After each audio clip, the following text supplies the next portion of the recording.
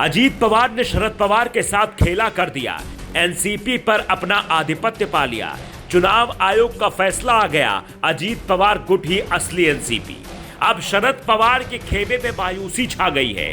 नेता इधर उधर जाने की सोच रहे हैं क्योंकि अब पूरी तरीके से एनसीपी अजीत के कब्जे में है। तो अभी तक एनसीपी के जो नेता शरद पवार के पीछे खड़े हुए थे, शायद अब वो भी अपना मन बदलेंगे और असली एनसीपी के पास चले आएंगे। जैसा शिवसेना के साथ हुआ था वैसा ही एनसीपी के साथ हुआ। वहां बगावत करने वाले एकनाथ शिंदे के साथ शिवसेना चली गई, तो यहां पर अजीत पवार के साथ एनसीपी चली गई। यानी अब एनडीए का कुनबा बड़ा हो गया है।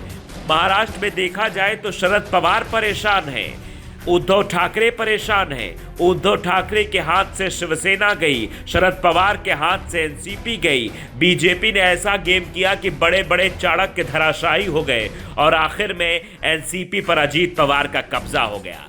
अजीत खेमे में खुशी की लहर है।